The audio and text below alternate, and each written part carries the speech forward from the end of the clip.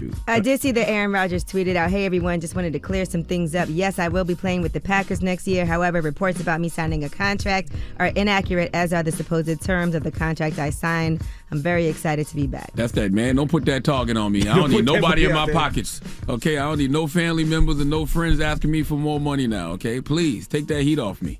All right, what else we got, Yee? All right, now let's talk about, and just giving y'all a heads up, there's some snow on the way to New York, to Pennsylvania, to Boston, all of those places. So get ready for a little bit of snow to be hitting us. So again, if you're traveling in those areas, make sure you check those flights. And Joe Biden announced yesterday that the administration is banning Russian oil, natural gas, and coal imports to the U.S. That's in response to the Russian invasion of Ukraine. Here's what he had to say about sanctions.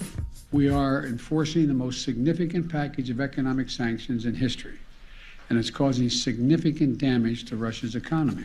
It has caused Russian economy to, frankly, crater.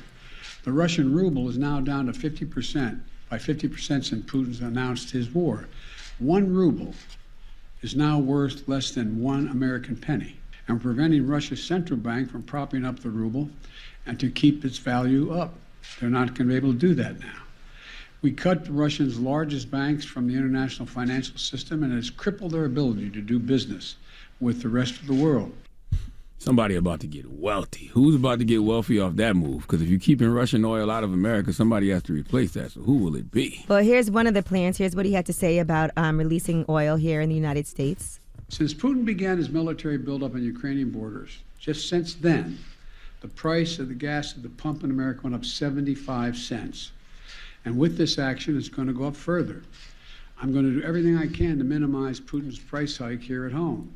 In coordination with our partners, we've already announced that we're releasing 60 million barrels of oil from our joint oil reserves. Half of that, 30 million, is coming from the United States.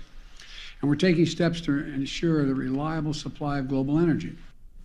All right. So just also for more context, the Biden administration sent officials to Venezuela to meet with the president there, and that might be a place where the United States is planning to get oil from and lifting some of those sanctions. So that's who about to get rich? Venezuela? Mm-hmm. And they said Russian oil Venezuelan oil would be a perfect substitute for Russian oil, because they said before Russian oil was a perfect substitute for Venezuelan oil. So we might be opening back up those talks. And they're talking about Saudi Arabia, too. It's gonna affect American people like crazy. At first, they're talking about regular gas going to be over $5. And we're already at the highest gas prices ever in American history right now. And like we said yesterday, they're encouraging people to go back to work. And the fact that you got to go back to work and you got to pay these high prices. And if you take the train, if you take the bus, or if you have to fly back and forth for whatever job you do, I mean, prices are going to be through the roof. Now, Venezuela has already freed 2 Americans after talks with the United States. And so, as you can see, these talks are moving rather quickly. But that was an apparent goodwill gesture toward the Biden administration following that visit by high-level U.S. delegations. I was listening to a great podcast from the New York Times yesterday. They was talking about how Putin may have a chronic illness and he could be dying, and he just wants to take as many people out as possible before he goes. I was like, yikes. All right, well, that is your front page news. 800-585-1051. Get it off your chest. Phone lines are wide open again. 800-585-1051. And I can't believe that 2 New Yorkers haven't acknowledged that Biggie. 25 years ago today, the late, great, notorious B.I.G. passed away. Don't you remember last year, the family? And all of them said They wanted to celebrate his birthday and not his death. They want to celebrate his birthday. That's y'all excuse? They did say that. They said that yesterday. But y'all still played records and still acknowledged it. Who did? The show just started. Don't think we're not going to acknowledge Biggie. Okay. We didn't. I didn't acknowledge it last year. I didn't play no Biggie record. They asked me not to. The family said they don't want to acknowledge his death. They want to acknowledge his birthday. Oh, okay. Well, that's why. All right. It's the Breakfast Club. Good morning. The Breakfast Club. This is your time to get it off your chest, whether you're mad or blessed. So you better have the same energy. We want to hear from you on the Breakfast Club. Hello, who's this? Good morning, this is Michelle. Hey, Michelle, get it off your chest. Hey, so I just want to let you guys know I do listen to you guys every morning on my way going to work. But I hear that Geechee in your voice, by the way. Yes, I am from Charleston, Mounts Corner. 843. Yes. Stands out. But I'm just calling because I just had this on my chest for a while. We have these kids these days that go to school. We want them to go to school, but my daughter, she goes to HBCU. But it's just so hard for us to fund these kids to go to school. She doesn't want to go to school in South Carolina. She wants to go off. But every time we try to, like, apply for scholarships, grants, and things like that, it's like nothing's available for our kids to further their education. And it bothers me because education shouldn't cost. You know what I'm saying? Like, if we want our kids to do good and, you know, they are our future, why are we having to pay such high tuition? Like, for example, my child wanted to go to school, and it's like $30,000 just for her to go out of state. And that's ridiculous. Like, how are you supposed to pay for that? And her grades are good. It's just like no scholarships are available. Dang. You know, there's a gentleman that calls all the time that I actually wanted to donate, but I didn't get his information. He said you donated to his charity, Charlamagne, where he actually gives and helps people with going to school and scholarships and things like that. What's that? He said you donated to it. You know what it's called? I don't remember. I donated to so many things. I have no idea. Yeah, there's if we have anything, because there are a bunch of scholarships that do help people. And they actually have apps that can help link you with different scholarships that you might not have otherwise heard about. But I know for me, too, aside from that, I had to get a lot of financial aid. And I know that's tough because when it's time to pay it back, yeah, you have to really think about that. Student loans. I don't want my child to have a student loan. So I went through that. I don't want her to have to go through that because it's hard. You know what I'm saying? I mean, youth looks everywhere. It's scholarships and grants are available in state, but not out state. And I don't want to prohibit her from being able to go where she really wants to go, you know? Well, we should keep her home and let her go to South Carolina State University. That's my mama's alma mater. And I actually have my own scholarship fund set up at South Carolina State called the Ford Endowment Scholarship Fund. And, you know, I provide scholarships to young black girls that are either getting into something in the mental health space, communications, or English. So if we keep her home, if we keep her home, I can get some money in your pocket. That would be awesome. But the thing is, she doesn't want to go to in South Carolina. She wants to go. Yeah, she wants to leave. She wants that experience. That's why I said we got there is this app called My Scholly. SCHOLLY, and it's a pretty good app. And I've heard a lot of people say that it's worked for them to try to find scholarships. So you could try some of these different apps that can link you up. Well, good luck, Mama. Hello, who's this? Hey, DJ Envy. This is Daniel from Houston. Hey, what's up, Daniel? What's going on? Yeah. Hey, Charlamagne. Hey, Angelique. Hey. Peace, Daniel. What's happening? I don't know if y'all remember. A couple months ago, I called. I was a 21-year-old that was a Dallas Cowboys fan. I don't know if y'all remember that. What you mean was? You better still be one. Past tense. No, yeah, for sure. Till the day I die. That's right. But now I was just calling to ask because I seen a TikTok kind of / podcast, and this English man was talking about the Russia situation, and he believed that if Donald Trump was still under power, that this the invasion wouldn't have happened. So I was just kind of getting y'all's opinion. If y'all think that Donald Trump was still in office, do you think it would have happened? Yeah, I do. I do think it still would have happened because, you know, Donald Trump wanted to actually remove America, you know, from NATO, which would essentially be like saying, yeah, Russia, y'all got the green light.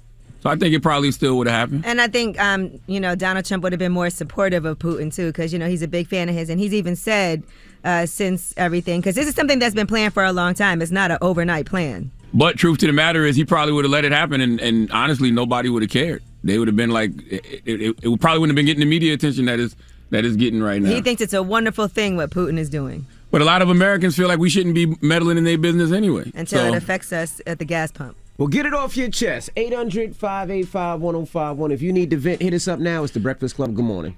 The Breakfast Club.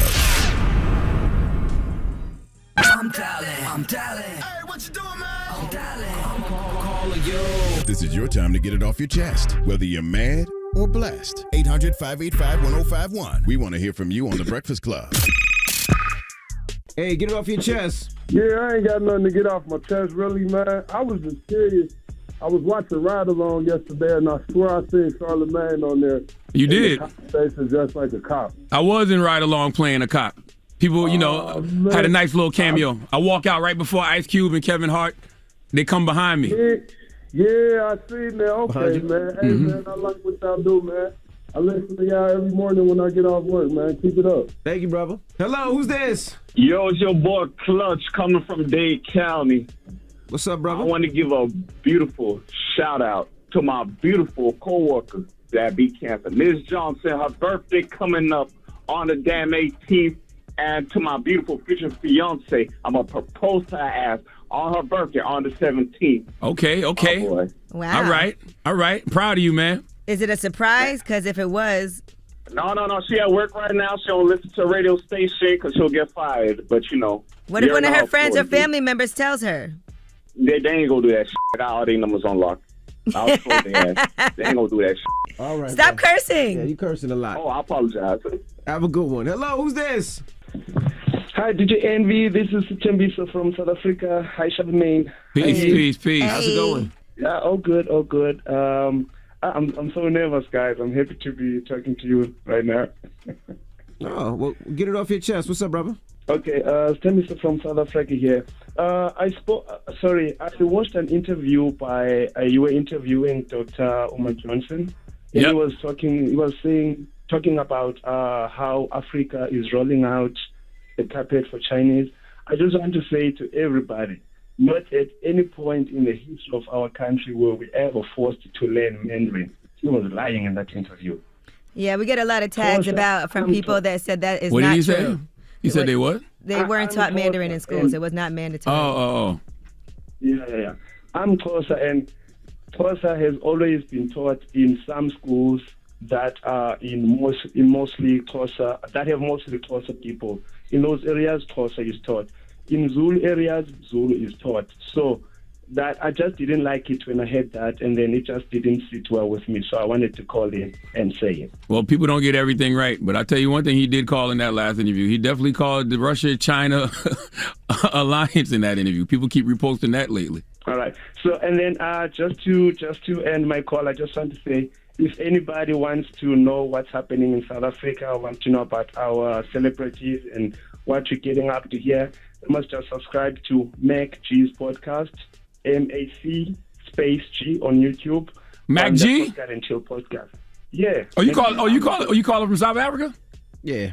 Oh. Yes, that's what I said. Yeah, he said it. Okay, salute to my guy, Mac G. I couldn't understand him. Have a good one. I can't wait to get back to Johannesburg either, man. In Cape Town, boy, I have the best times out there. Yeah, shout out to my girl Ingrid. She's out there right now. She's actually developing her own wine, and it's going to be based in, it's going to be from South Africa. So she's been there for like the past month working on her wine. South Africa's a great wine market. Best wines. Okay. All right. Well, get it off your chest. 800-585-1051. We got rumors on the way? Yes, and let's talk about an agreement after a nasty court battle. We'll tell you who has to pay a $1 million lump sum and $45,000 a month in child support. And it's a woman. Wow. All right. We'll get to that next. It's The Breakfast Club. Good morning. The Breakfast Club. Listen up. This just in. All the gossip. The Rumor Report. Gossip. With Angela Yee. It's the Rumor Report. The Breakfast Club.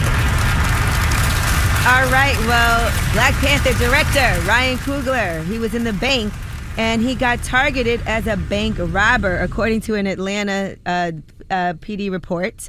He was detained after stopping in a Bank of America. He was making a transaction. This happened back in January.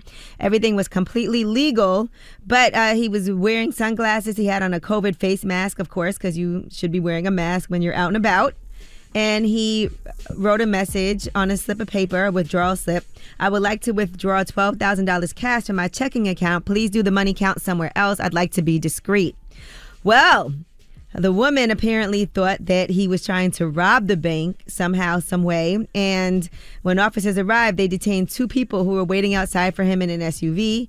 And then they went in and brought him outside in handcuffs. Oh, that's because that's what you see in the movies. In the movies, you see people write down the note and then slide it to the bank teller. That's probably why she thought that, and the fact he was black. Yeah. I mean, if you're a bank teller, somebody writes down on a piece of paper, give me $12,000. No, I can understand why you would do that in a crowded bank in Atlanta or anywhere. It said, I would like to withdraw $12,000 cash from my checking account. Please do the money count somewhere else. I'd like to be discreet. And I can understand why he would do that. I'll write the note down. If it's other people around you, just robbing season. Like, here's the note. I've never seen anybody write it down, but if he gave his ID and bank card, it shouldn't have been a problem. I write it down. Like, if I go in there and I'm taking out a large sum of money, I tell the teller, hey, I'm going to write down what the number is. Now, according to the report, she went to make the transaction on her computer. That's when it triggered some sort of an alert, and she told her boss that Ryan Coogler was attempting to rob the bank. So in the end... She said Ryan Coogler? Yeah.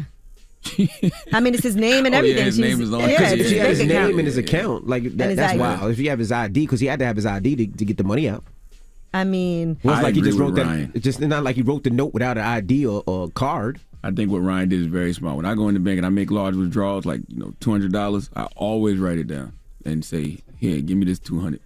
Discreetly. Well, in please. the end, cops realized it was Shut all a up, mistake and that he had done actually nothing wrong, but he wasn't happy. So, according to the report, he did ask for the badge numbers of all the responding officers once everybody was released. Should be the bank lady. The bank lady's tell doing her that too. call, especially if he gave his ID and card. Like, there's no reason. You have his information. You have his ID.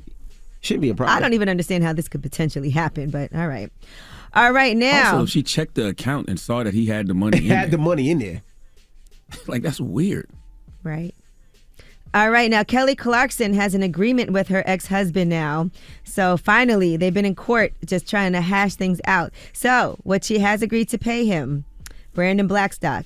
He's a former music manager. He's now a full-time rancher. She has to give him a lump sum of about $1.4 million. And then she also has to pay him $45,000 a month in child support. They do have 2 kids together, a 7-year-old and a 5-year-old. Now, Kelly Clarkson will have primary custody. And they'll live a majority of the time in L.A. where she shoots her show. And he gets custody 1 weekend per month. She got to pay him child support? Yes. Who had the baby? She had 2 kids by him. She had him? Yeah. Oh, okay. I don't know what he identified as. So I don't know. It could be, he could have had the babies. Who knows? Right. So she has to pay him, even though she has primary custody and he has the kids only for 1 weekend per month. But, this is, I guess, more less than what he was trying to get. Because how does that work? She makes $20 million a year from her different TV gigs, her music career, her endorsement deals. She had been paying him $200,000 a month in temporary support, which is $150,000 in spousal support, $45,000 in child support. So now she has to pay spousal support until 2024 only. Yeah, I've heard of spousal support, but how do daddies get child support? I've never heard that one. I think it's strange because she has primary custody and he only has them, once a month, 2 days out the month. I just want to know how. Please, lawyers, school me. How does the daddy collect child support money? Well, it's happening. And it has happened. I think, doesn't Halle Berry have to pay also? I thought it was spousal. I think Halle had to pay. I didn't know it was child. I think Brittany had to pay. I thought that was spousal. I didn't know that was child. No, child too. Mm-hmm. I didn't know that. Because he had custody of the kids. All right, now Travis Scott has announced his Project Heal, and he's donating $5 million for community initiatives. He said, over the past few months, I've been taking the time and space to grieve, reflect, and do my part to heal my community. Most importantly, I want to use my resources and platform moving forward towards actionable change. This will be a lifelong journey for me and my family. While it's easy for corporations and institutions to stay in the shadows, I feel as a leader in my community, I need to step up in times of need. So he said, my team and I created Project Heal to take much needed action towards supporting real solutions that make all events the safest spaces they can possibly be. So it's a multi-tier initiative dedicated to addressing challenges facing today's youth, especially those from marginalized and at-risk communities. How can you be mad at that? There's a scholarship fund. Then he has a youth design center, mental health resources, and a U.S. Conference of Mayors and Tech-Driven Solutions for Event Safety. I love it. All right, Deion Sanders is talking about his 2 toes that he had amputated. If you guys remember, he was in a wheelchair. He was in the hospital. Mm-hmm. And here is what he had to say. He actually released a video that is showing some of the behind the scenes. He said, I told y'all we were going to show it all in this documentary, and that's what this is. I got to warn y'all, this ain't a pretty sight.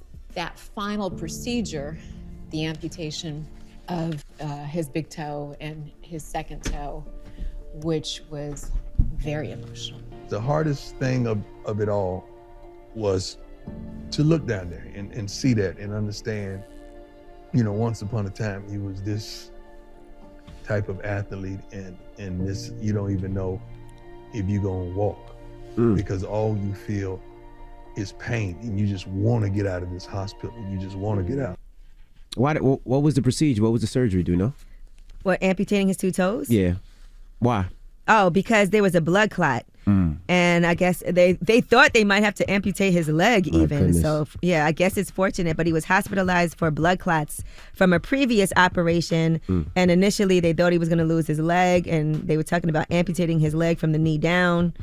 But he lost a couple of soldiers in the battle, he said. It's crazy that in 2022, amputation still has to happen. I would think that, science would have improved a lot the way they can, get rid of blood clots in a way the way they don't have to amputate legs and toes and feet and things of that nature. Sometimes you don't know, though, until it's too late, I guess. Mm-hmm.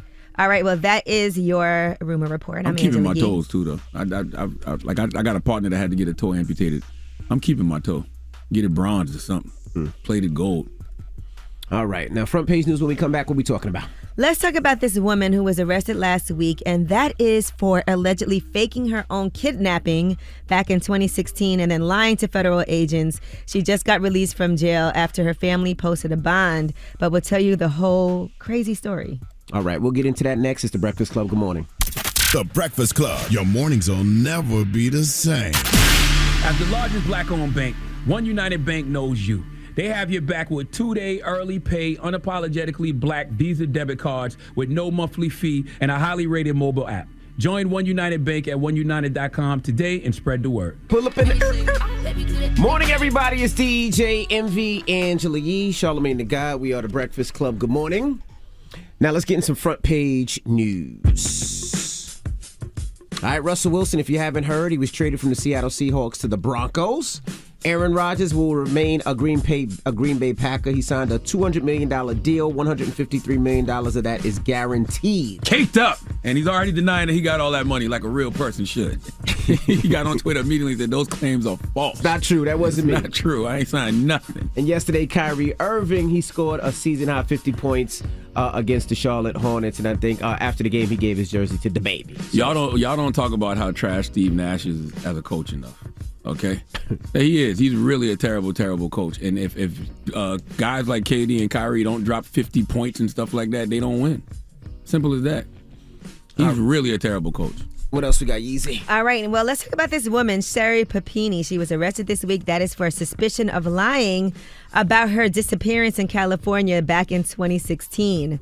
Now, according to reports, right, back when this happened, her husband really thought she was missing, and he actually was talking to the Insider about trying to find his wife. They had a whole entire ransom for her return, and they were trying to give a reward for anybody who had information.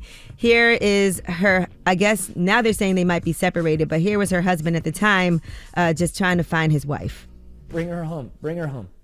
Just bring her home. Bring her home safe. There's a $50,000 reward. Bring her home. I'm coming, honey. I'm trying. I'm doing everything I can. And I love you. All right. Now, there's a 911 call that was even released. She had went jogging and then never went to go pick the kids up. So that's when the husband knew something was wrong. Here was that 911 call back then. What's your last name? Yeah, Papini. It was made the day her husband, Keith, found her gone. So I'm totally freaking out, thinking somebody grabbed her. I couldn't find her, so I called the daycare to see what time she picked up the kids.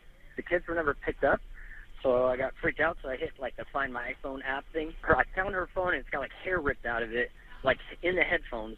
And I took a picture of her phone on the ground before I picked it up. When's the last time you heard from her? She sent me a text asking me if I was coming home for lunch, and I said sorry, long day, and that was the last. Do you know what she was wearing? Is there no something idea. she always wears? I'm assuming she went running, so Okay, running athletic type clothes. Well, it turns out the whole thing was fake. She spent the 22 days of her supposed captivity at her ex-boyfriend's house in Southern California. And she actually, when they found her, she was all beat up. She was burned. She was branded. She had a broken nose and all of that. But those were things that she inflicted upon herself. She did that herself? Yes, to make it seem like she had been abducted. Now, they did keep the $50,000 and they spent it on their bills that was raised for her safe return. She was with her ex-boyfriend, James Reyes, and he actually did an interview. And the DailyMail.com said that he was actually her childhood sweetheart. The two of them had been engaged previously, and they were in love at the time of their prior relationship, but that was young love. This time around, he said she stayed with him and that they did not have sex at all. And basically, she was saying that she was trying to get out of her relationship, so he was just trying to help her. And she slept on the couch, and all they did was talk. Just tell me you don't want to be with me no more. You don't have to do all of that. So the boyfriend had nothing to do with it? The ex-boyfriend. The ex-boyfriend. But the other boyfriend, no. He really was concerned. It was all over the news. Think about it. She was gone for 22 days, and she didn't leave the house the whole time that she stayed at his place. That's crazy. And so now she's being accused of making false statements and mail fraud. She's facing up to 20 years in jail, along with a $250,000 fine. Her ex-boyfriend has not been charged so far. He told investigators that he did hope their relationship would become romantic once they were back in his apartment, but that it never did.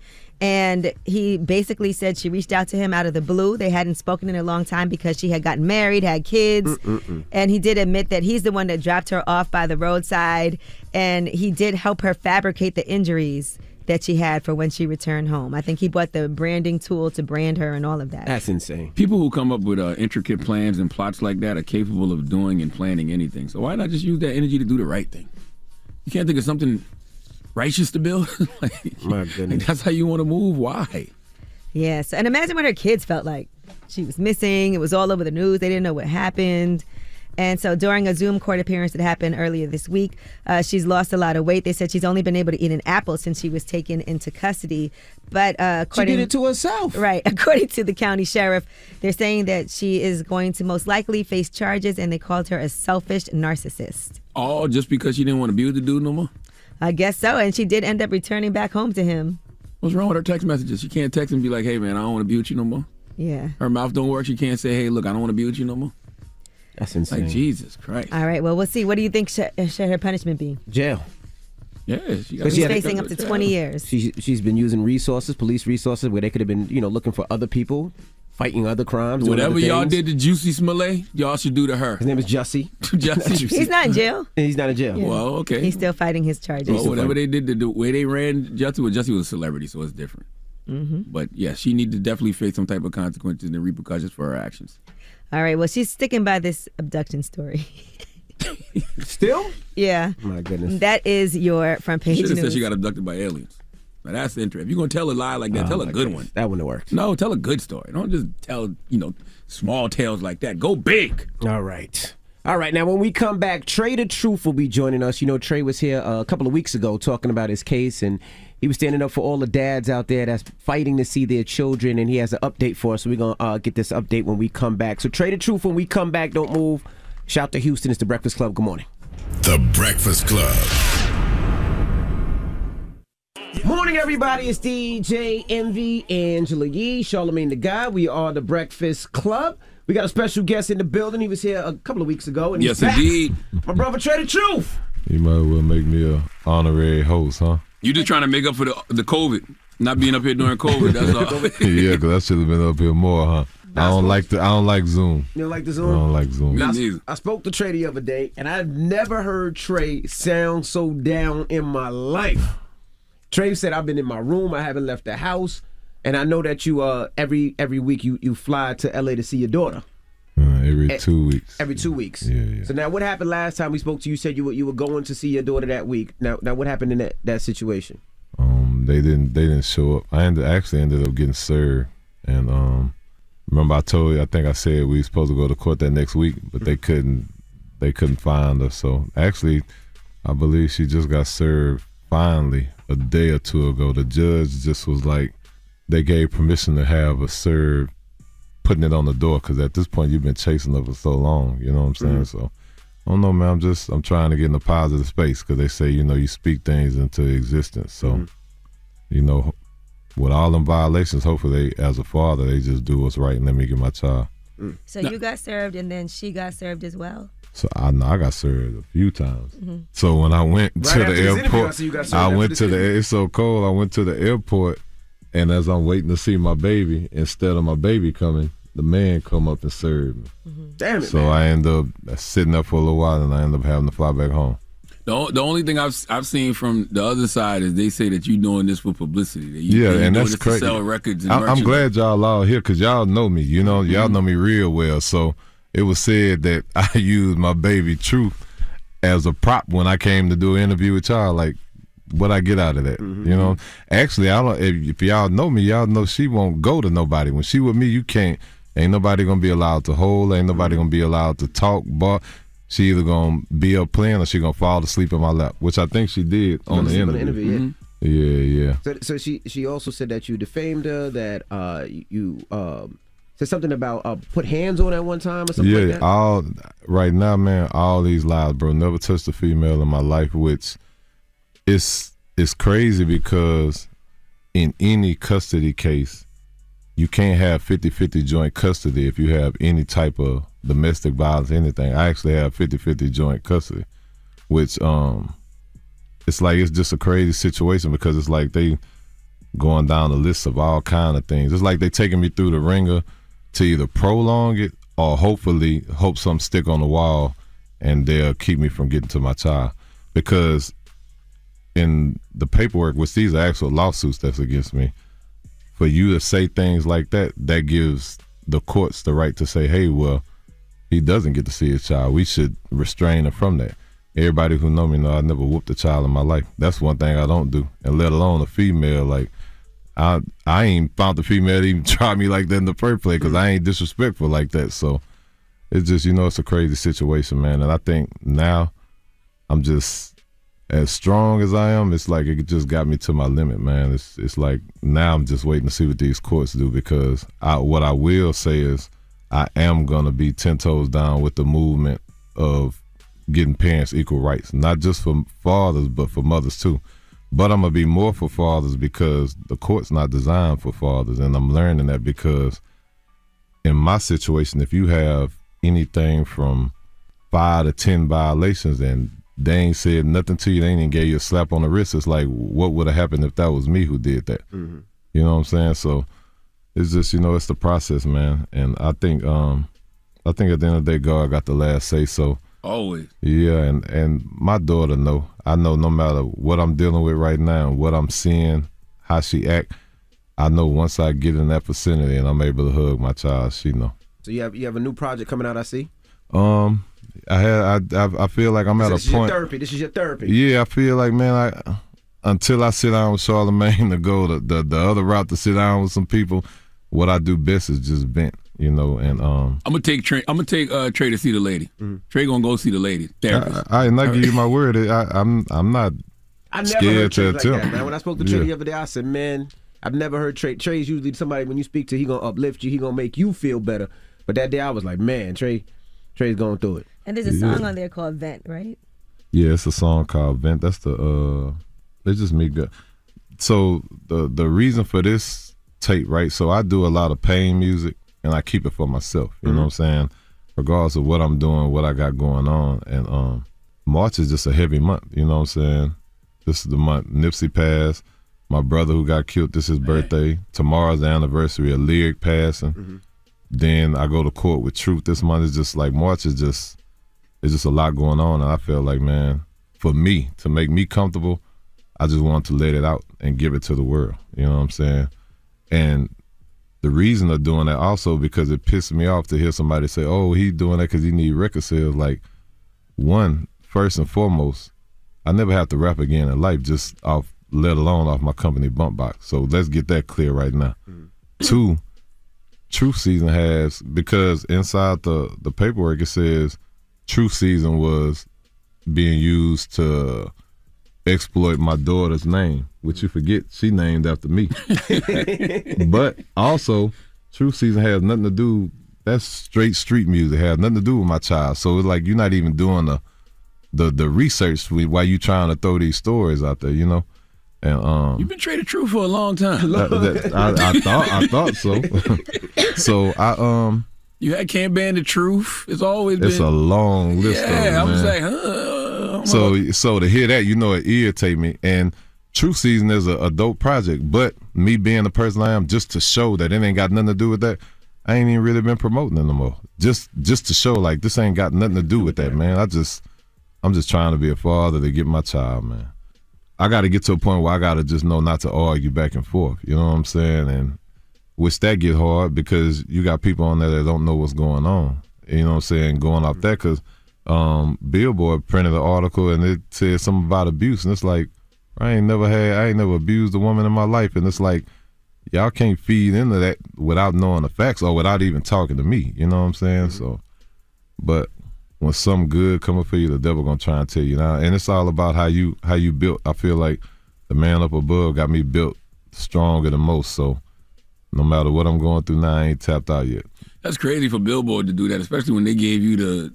What was it? So they did tell me it's the difference between the awards and the magazine write-up part. Mm-hmm. But they did it based off to protect them and I give them they leeway. They did it based off all her lawsuits. I got 3 lawsuits from her. Like she got a lawsuit saying I live in L.A. Y'all know I don't live in L.A. I got a lawsuit saying emotional distress. Her life is in danger because fans don't necessarily agree with what she's doing. I got another one about domestic violence, saying I threatened my other child. Like, Brian, my kids they hurt by even seeing all this because they know, like, you talking to a man that, don't get it twisted, is probably one of the most stand-up G's out there. But when it comes to his kids, they run over me, man. I don't even tell my kids no, let alone pop them. You know what I'm saying? So it just becomes a frustrating situation, and it's like having like right now I had to pay for I got a whole lawyer in L.A., bro. Never lived in L.A. in my life. Why am I fighting 3 situations right now in L.A. and I'm in Houston? You know what I'm saying? So it's just a process of trying to wear me down, because if I wasn't strong, then I'd be like, man, you know what? Y'all got it. I'm gonna get out y'all way. They win that situation, and I can't let that happen for my child, because I feel if I walk away of any less that I fight for her, I'm gonna feel like I'm not the man I'm supposed to be. You know, I'd rather take everything that come under the sun, whether you shoot missiles, rockets, whatever at me, all scars, everything, fighting for my child, and to let one thing be thrown at me, and then I go try and go around the corner and get out the way. All right, well, let's get into the single. This is Hope It Don't Change You. Trey the Truth. It's the Breakfast Club. Good morning. How you treat me? Why they playing games? I gave you my name. We lost a lot of time. Hope it don't change you. No matter where it goes, hope it don't change you. All right, that was Hope It Don't Change You. Trey the Truth. Trey is still here. And Trey, before you leave, I wanna we gotta make this special announcement, right? So for most people that don't know, when I started doing my car shows, I wanted to do one in Houston about 4 years ago, and I called Trey, but I ain't gonna front, I ain't had the money, right? The way it was, Houston was too expensive, but now we doing it this year. DJ Envy's car show, the Drive Your Dreams car show, is coming to Houston June 19th for Father's Day. So, but it's not just a regular car show. I'm bringing all my cars, all the New York City cars, 50 cars. Anybody from New York, we coming down to Houston, right? Trey called me and said, that's cute. You got your little cute cars, but that ain't Houston. So we gonna do a little different. It's New York City versus Houston. Oh, it's a versus. This is a versus. Oh. Trey versus Envy. Houston versus New York. Juneteenth, Father's Day, so it's the perfect Father's Day Houston tickets. gonna win that. Yeah, I think Houston's gonna win. No, it's not. Don't say that. Don't say that. Y'all don't know how to trick out y'all cars like people down south. No. 80s and 90s era, the paid in full era, the 88 BMW. I'm not knocking nobody. I'm not knocking nobody from New York, but when you come to Texas, we got a different car game, man. Nah, y'all got them cute cars with them little things on. Ain't nothing little about them. Ain't nothing little. Slabs. No, swingers. Even I think Houston's gonna win. Look, And I'm you're from New not York. Exactly. Whose side you on, Yee? I'm just saying. It is. New York has never been known for its car culture. Are you kidding me? No, I'm not. We got a lot of potholes. We do have a lot of potholes. We don't have garages. All our cars down. Oh, we got a lot of potholes in Texas too. We're gonna make it work. So yes, it's official. Trey versus DJ Envy, New York versus Houston car show, which I recommend they get their tickets early. And I didn't even tell you, Envy, you know I got the deal with Mattel and the partnership with them, so Hot Wheels is actually involved. So we gonna do something. New York, though. I think that company was created in New York. Yeah, so but guess what? They down with me. So they well, they bring your own, coming. Envy. You better find something else. Bring your own. So it's So Hot Wheels gonna Envy's do down something with Barbie, crazy so- for us too, huh? Envy's down with Barbie, so watch out. Shut up now. Don't forget, tickets go on sale today, so you can get your tickets today. Kids 5 and under are free. There's going to be rides, amusement rides. It's gonna be a family fun day. Yeah, we gotta make teach it the there. kids how to jump rope. You There's gonna going to have be a face camel painting. I don't know if they're gonna let the animals in the building. They're going to let the animals in the building. I spoke to them yesterday. Oh, they did? They're going to let the animals in the building. So Well, there's going then to be we probably animals. gonna have It's going to be a animals in the building. family fun day. Bring the kids out. Bring your pappy, your mommy, whoever it is. Come on out. We're going to have a lot of fun. There's going to be music. It's just going to be like food, everything. So Juneteenth, that's a Sunday. Father's Day, come on out. We're going to have a lot of fun. Watch New York get washed. by Houston. Jesus Christ. We're going to have a lot of fun, but it's for the culture. We're just going to have fun with it. It's a definitely. family fun day. Bring the kids out, and we're just going to have a lot of fun. Me and Trey going to be there. There's going to be a lot of surprises, and we can't wait to see you guys. It's the first car show that I'm doing in Houston, the first of many, and we're going to do this every year. And some of the proceeds that we do are going to go back to Houston because we like, when we make money in the market, we like to give back to the market, and we're going to make sure that we take care of the kids out in Houston. So, get your tickets now. Tickets are on sale. Click the link in my bio. Click the link in Trey's bio. And Trey, thank you for doing this with me. You know, as soon as you heard, you was like, MV, I'm in. Let's do this together. Let's do something for the city. For sure, man. You know, I always love the cars, you know, and then, you know, my little bro Rodgers always crazy about cars too. So, you know, this would be a good alley. And honest, bro, with me, this is probably one of the first days of me even leaving my room, getting out the house. I really wanted the interview to be more uplifting, but it put me back in that mind frame of thinking about my child, man. So, again, make sure y'all come out to the car show. As far as the situation with my daughter, man, it's just prayers up, man. I feel like whatever God got in store, we're going to deal with it. We're going to take it head first, you know what I'm saying? And I'm clarifying it on the Breakfast Club now. I don't care to bash her. I don't care to put her name out there. So no matter how much they try and say they being tore down or this and that, I can only speak facts of me not being able to see my child. There you have it. It's Trey the Truth. It's the Breakfast Club in Houston. I'm going to see y'all Juneteenth. In New York, we coming heavy. Texas guy. Nobody believe I don't even believe it. Nobody believe it? All right. Well, it's the Breakfast Club. Good morning. Trey the Truth.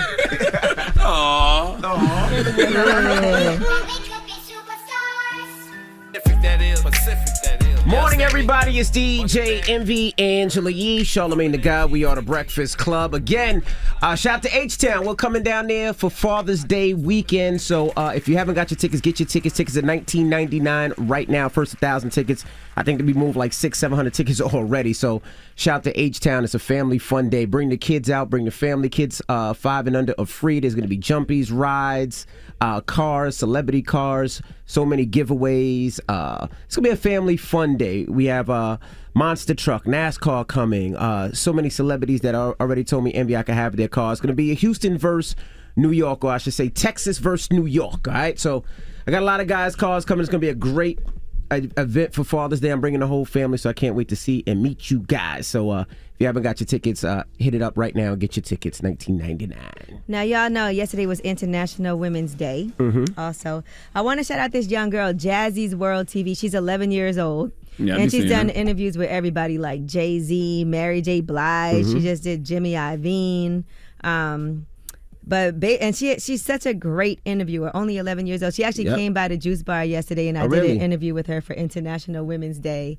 And so she was so great. She makes you feel comfortable. She's got great energy. Shout out to Jazzy. Yeah, she's been doing a lot of stuff. So y'all make sure you show her some love and follow her. She interviewed Alicia Keys. Yes. So her page is Jazzy's World TV. 11 years old, and she's like a little superstar. So shout out to her. Okay. All right. So we got rumors on the way. What are we talking about?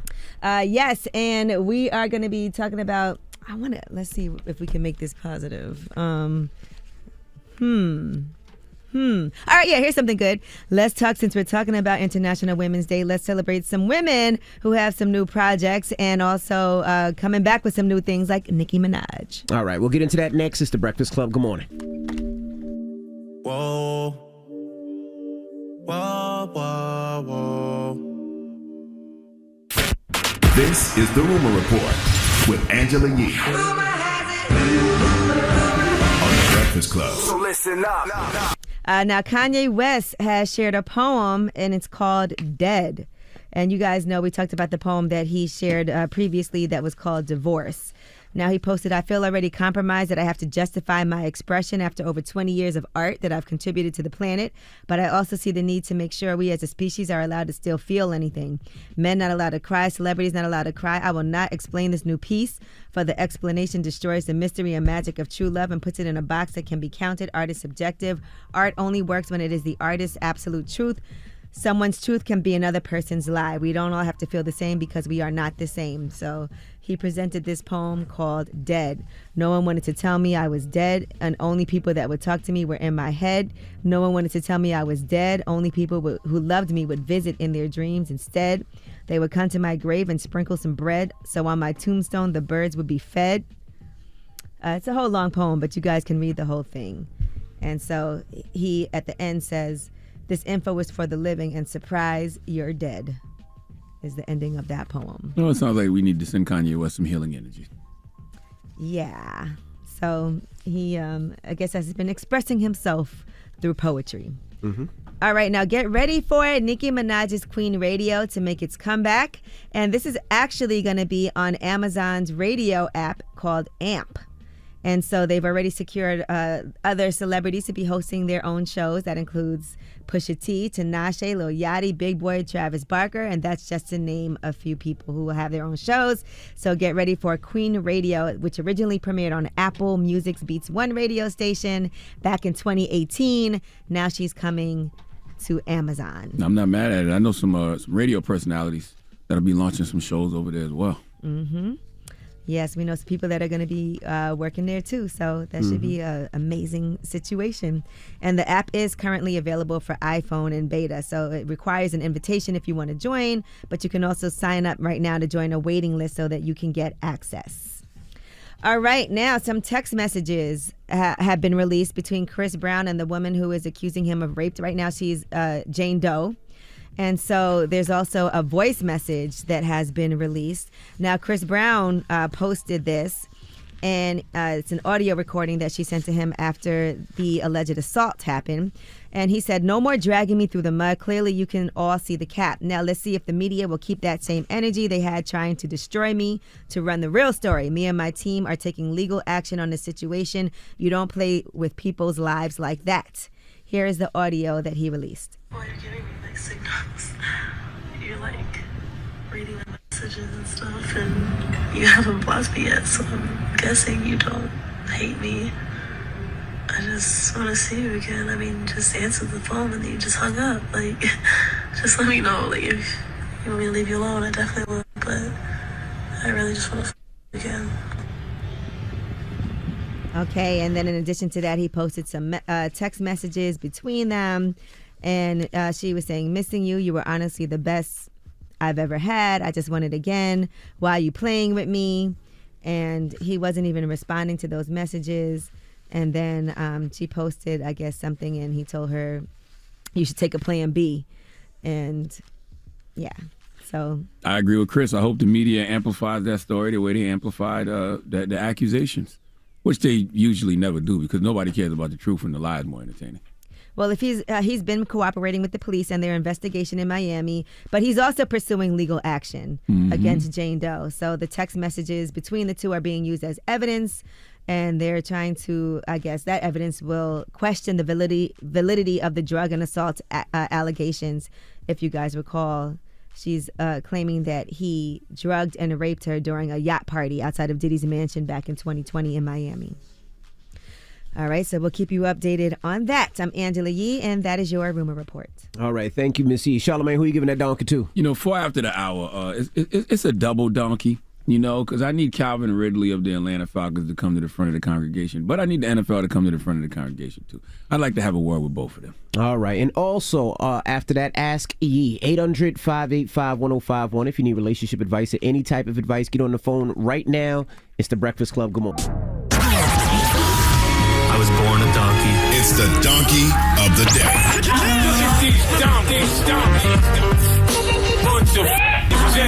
That's time for the donkey of the day. That's pretty fun. Charlamagne the devil? Possible. The Breakfast Club. Yes, donkey of the day for Wednesday, March 9th. Wednesday, March 9th. If you're a certain age like me, when you hear the date March 9th, you automatically think of the Cannabis Line, the greatest MC of all time, died on March 9th. Long live Christopher Wallace. But today's donkey of the day is going to both the NFL and Calvin Ridley. Okay, is it Ridley or Ridley? Ridley. Calvin Ridley, wide receiver for the Atlanta Falcons. Now, I tell you all the time on my various platforms, you can't control how someone is going to react to something you have done. You just can't. Okay, if I walk up to you and shove you, you may shove me back, but you may pull out a gun and send me back to the essence from which I came. And guess what? Folks may say you went too far, but that's not up for us to determine. I made a decision to push you. That was in my control. Whatever decision you make after that is out of my control, which is why this Calvin Ridley NFL situation is challenging me this morning. Okay, see, yesterday Calvin Ridley was suspended from the 2022 NFL season for at least a year.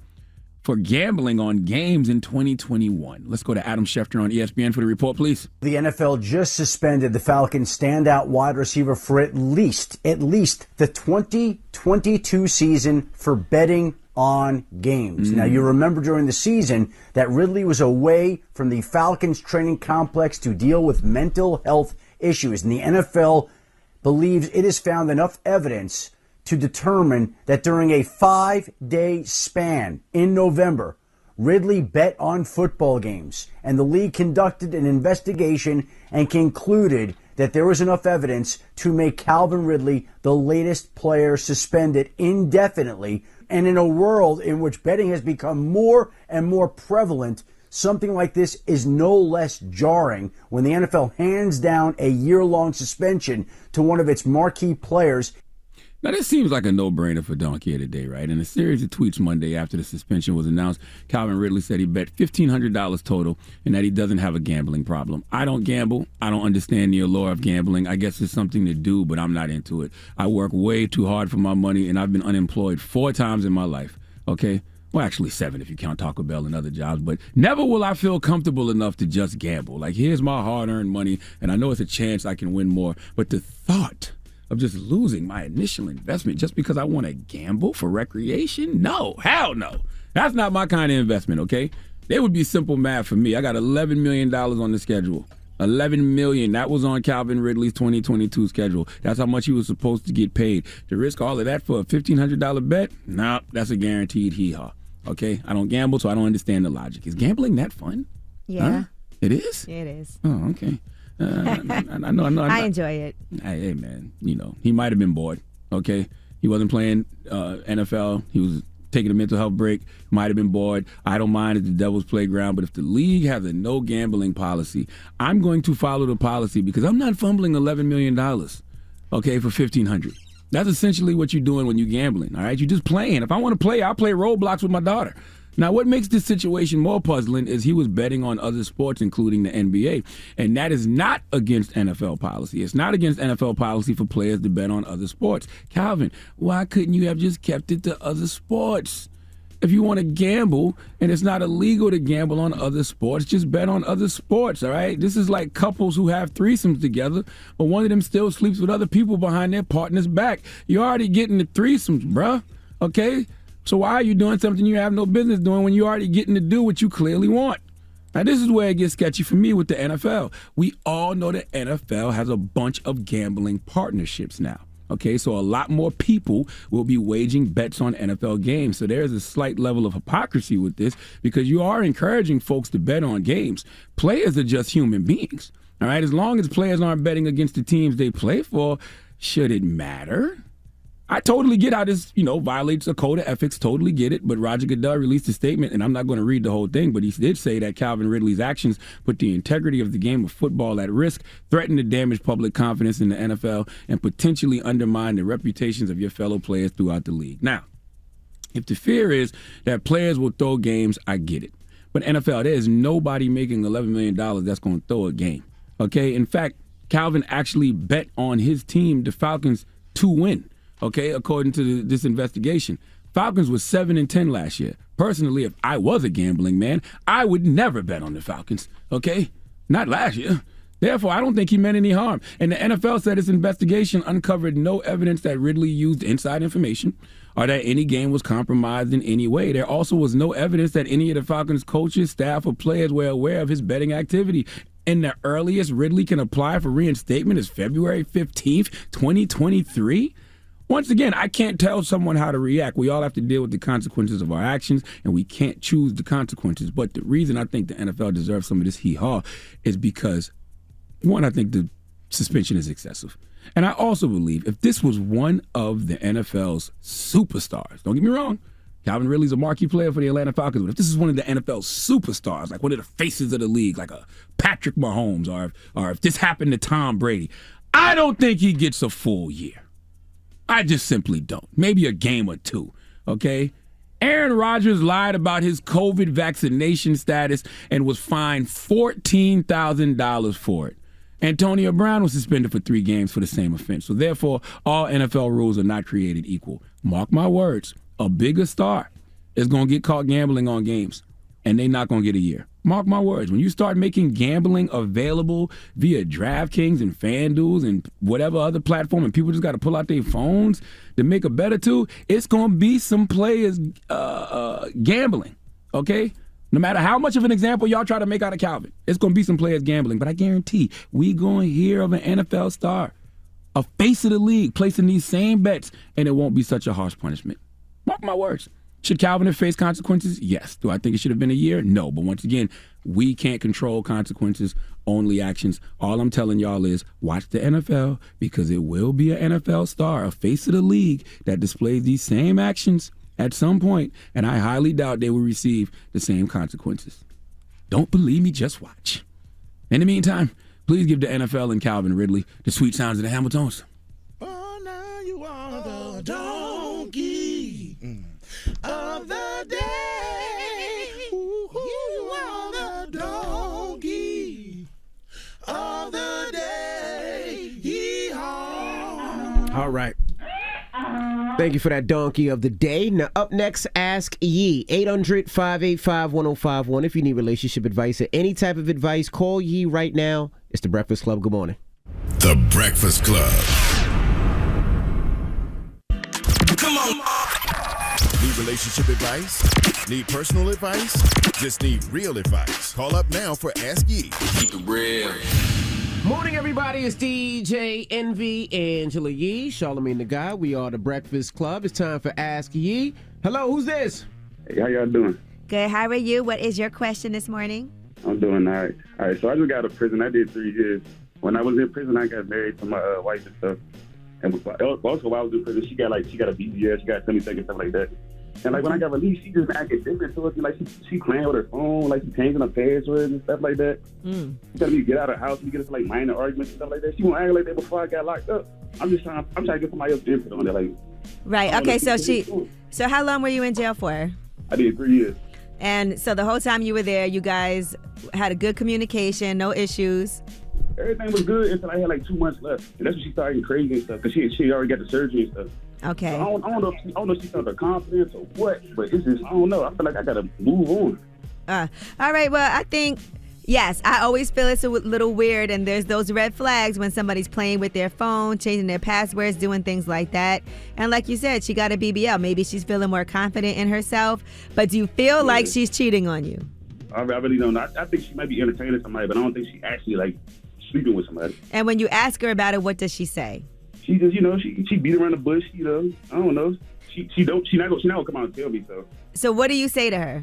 I mean, I think, I try, well, this is what I do. I try to snatch her phone and stuff like that. I try to, she be on the phone, I go behind her, try to see if she go on the phone and stuff. If she I don't know. She get real crazy when I'm trying to like touch her phone or something like that. So. Okay, first of all, trying to snatch her phone or anything like that, you never want things to turn physical. Okay, so for sure. So don't do that. But I do feel like it's warranted for you. We're smart people. We know what's up. Your intuition is telling you something's going on. And you said she's acting different. Now, I know sometimes maybe it's a little intimidating for you. Your wife looks different than she did. She's getting more attention. Okay, so you might be making too much out of it. I don't know if that's true or not. But y'all have to talk. You can't just snatch a phone. You got to be like, look, I want to have a conversation with you, and I want us to be open and honest with each other. Since I came home, things haven't felt the same. And I've been feeling like something's going on. Not accusing her of anything, but telling her how you feel and why you feel that way. You got to let her know, this is why I feel this way. Now, I am open to hearing anything that it is that you have to say so we can figure out, are we going to work on things, or is this not a situation that you want to be in? Because I want us both to be happy. Okay. Yeah, I'm going to let her hear this. If things will change, and I'm just up to the time, and I ain't got time. Okay, but I do want to warn you, like, don't do anything that could escalate a situation, because I think grabbing phones, that's when people start really going crazy, like you said, and it drives her crazy when you do that. It ain't worth it for you to put yourself in a position where she might be like, he did this, he grabbed my phone, you Most definitely. You haven't been home that long. Yeah, for sure. Well, I appreciate it. All right, no problem. Thank you. All right, Ask Yee, 800-585-1051. If you need relationship advice, hit Yee now. It's The Breakfast Club. Good morning. Get some real advice with Angela Yee. It's Ask Yee. Morning, everybody. It's DJ Envy, Angela Yee, Charlamagne the Guy. We are the Breakfast Club. We're in the middle of Ask Yee. Hello, who's this? What's happening? I met this older woman about a year ago. I'm 25. Yeah. She's 41. You feel me? Mm-hmm. I met her. You know, it was just a little fling thing. Wasn't nothing that deep. You know, we digging each other. I'm kicking it. And then I ended up meeting her daughter through her. Ooh. Her daughter about my age. Okay. One thing led to another. You know, when her mama wasn't around, and me and the daughter been kicking it too. But literally now I feel like, you know, the daughter my soulmate. Like I'm in love with her. But wow. I don't know how to. I don't know if I should just stay away from the whole situation or follow my heart. You know what I'm saying? Man, listen, ideally, you would stay away from the whole situation, but I can't imagine that you will. You're saying this woman is your soulmate. For sure. See, I'm in Charlotte. I'm from Charlotte, North Carolina. That foe! You already know. So let me ask you this. The relationship with the mother, it wasn't anything serious. Y'all was just kicking it. I mean, but we kick, but it been going on for a little minute. You feel me? But that wasn't your woman. You weren't in a relationship. Nah, she's something like my sugar mama. Like I go over there and kick and play the game over there and stuff. Now, what does the daughter have to say about all this? See, that's the thing. Like, she ready to tell mom, dude. That's grimy. So her and her mom have a good relationship? For sure. Yeah, they straight. All right, well, look, I'm going to tell you this, because I already could tell just by talking to you, you're not going to stay away from the daughter. But that mama be hitting too, though. Oh, my God. Okay. So you know what? You're not in love. If that's how you feel, that ain't your soulmate. Because if that was your soulmate, you wouldn't even be questioning. You wouldn't even be thinking about the mom anymore. That ain't your soulmate. Daughter, I think it's impossible to be banging somebody's daughter after you've been banging the mama and not think about the mama, too. No, but he's saying he still want to hit it.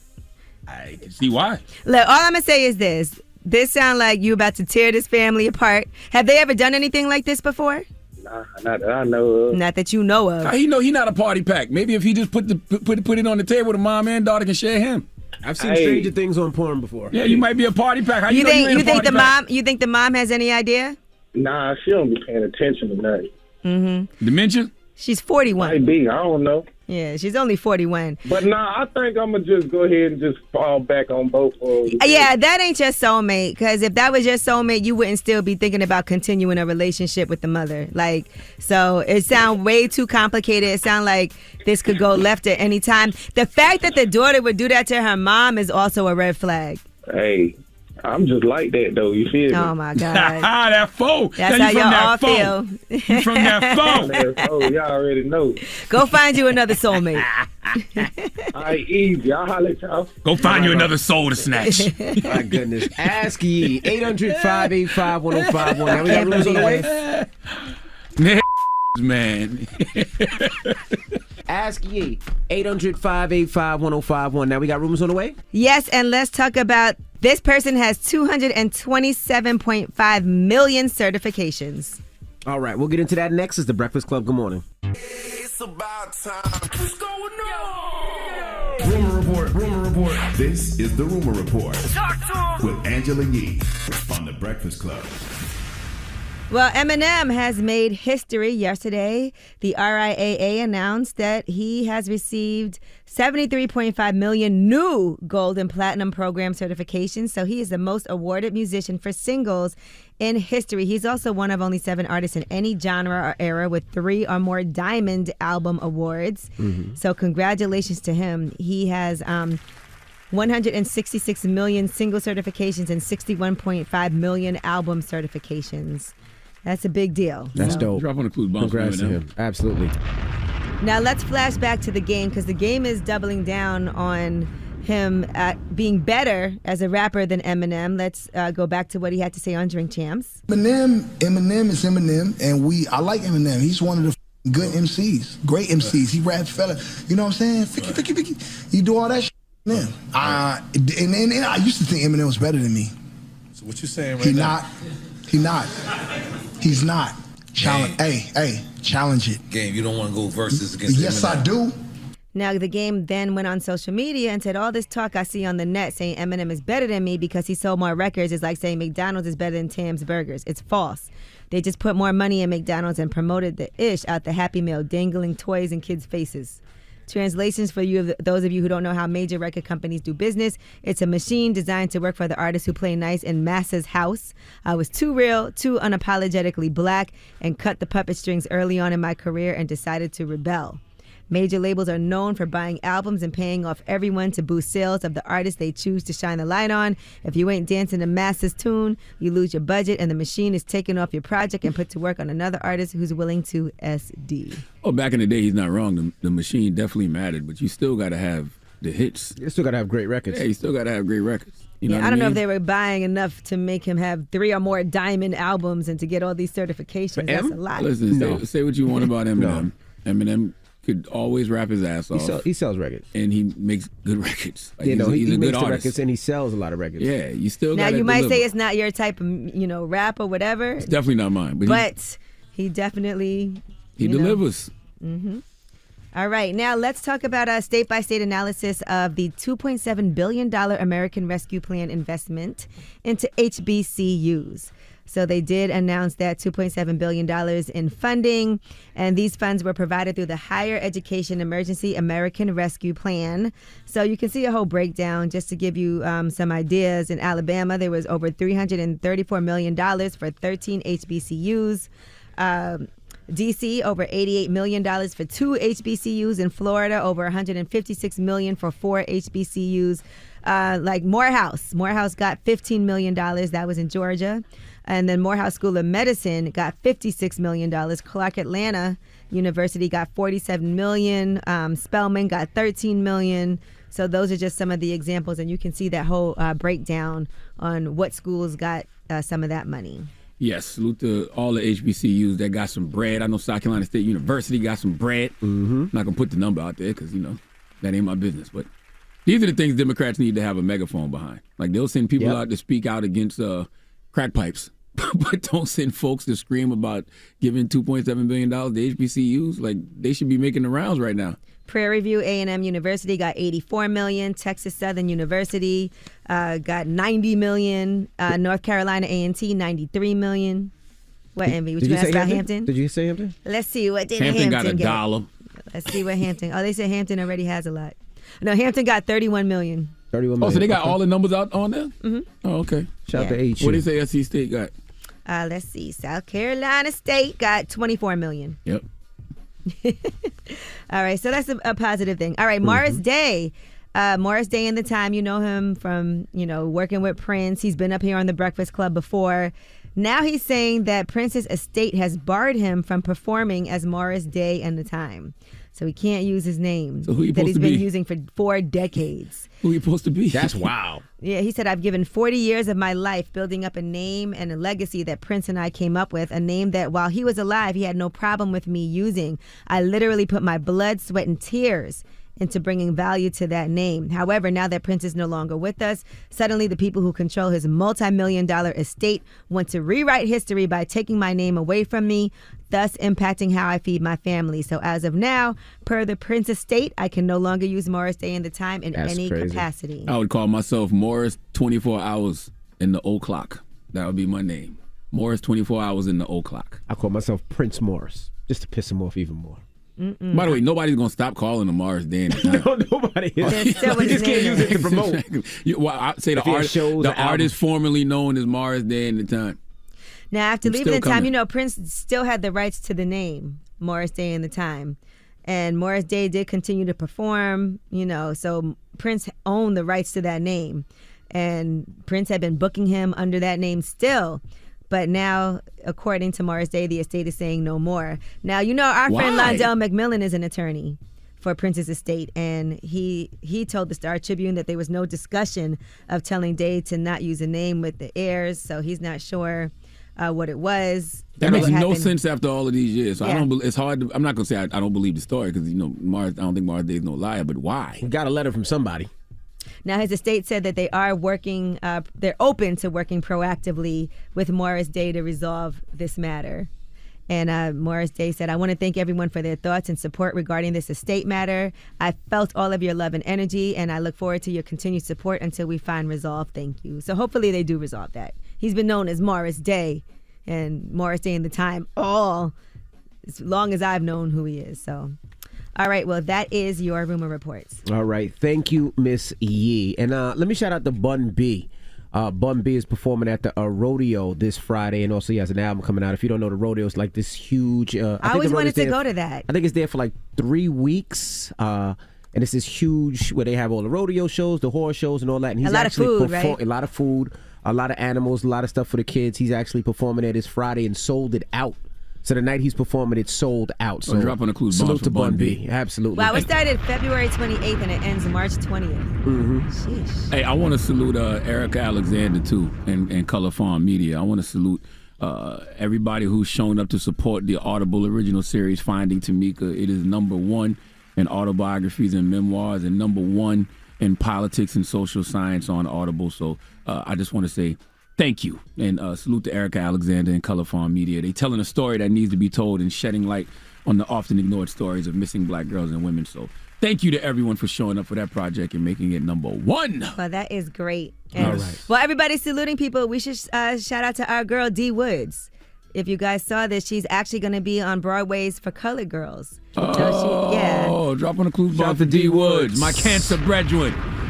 I love D. Woods, So congratulations to her. That is a huge deal. I'm definitely going to see her on Broadway. So For Colored Girls, D. Woods is in that. All right. Well, the People's Choice is up next. The People's Choice Mix, I should say, is up next. Hit your request in. It's The Breakfast Club. Good morning. The Breakfast Club. Your mornings will never be the same. Angela Yee here, and the General Insurance has been saving people money for nearly 60 years. So if you want quality insurance for less, take a closer look at the General. Call 800-GENERAL or visit thegeneral.com. The General Auto Insurance Services, Inc., an insurance agency, Nashville, Tennessee. Some restrictions. Morning, everybody. It's DJ Envy, Angela Yee, Charlamagne the God. We are the Breakfast Club. Now, shout out to Trey the Truth for joining us this morning. What up, Trey? We announced my car show. This is the first car show I'm doing with somebody. So shout out to Trey the Truth. It's going down June 19th, which is Father's Day weekend in Houston. So it's going to be a Texas versus New York, the first time we're doing it. So I'm bringing down a host of cars. He has a host of cars. And if you haven't been to the car show, it's a little bit of everything. So it's rides and jumpies for the kids. There's gaming for the kids, face painting. There's NASCAR will be there. They'll show the kids how to change tires. The pit crew will be there. Monster truck, cars, bikes, anything you could possibly name. Celebrity cars, great food. It's at the NRG Arena. So if you haven't got your tickets today at $19.99. Get your tickets, and you can get them at Eventbrite or Event Noir. Now, Event Noir is a black-owned ticket company, one of the only ones I've ever heard of. So, like Ticketmaster and Eventbrite, they sell tickets, but what they do is Event Noir gives the money that they make, a percentage of it, back to the community where the event is. So they try to help kids with books and backpacks and kids with clothes and help kids eat. So shout to Event Noir. That's EVENTNOIR. I just want to salute to them brothers. I'm going to start using them, especially since they give back to our community. Now, you got Wealth Wednesday? Yes, you know, it is Wednesday, so tonight on Wealth Wednesdays, we're actually dropping an episode on the Breakfast Club YouTube channel, and that is taught by Lamar Wilson, who founded Black Bitcoin Billionaires. So, you know, he was on the Breakfast Club, and he's going to talk about investing in Bitcoin. He's also offering a discount for his Black Billionaire Bitcoins course. You can go to blackbitcoinbillionaire.com/radio and get started if you haven't already started investing. And he'll also put you in a contest to become a Satoshi millionaire. So shout out to Cash App for making all of this happen, this Bitcoin 101 for all of us, and making sure that we know what we need to do and have the knowledge so you can make a choice. If you want to invest, you can. If you don't want to, you don't have to, but at least have the knowledge. All right. When we come back, positive notice, The Breakfast Club. Good morning. Morning, everybody. It's DJ Envy, Angela Yee, Charlamagne the God. We are the Breakfast Club. Now, Charlamagne, you got a positive note? I do have a positive note. I posted this on Instagram the other day, man, and I want to just repeat it right here. Move in silence. Okay? It's a popular thought, but I challenge you to be vocal about your healing journey, if you're comfortable. Because one soul's testimony is another soul's roadmap. Breakfast Club, bitches! Y'all finished or y'all done?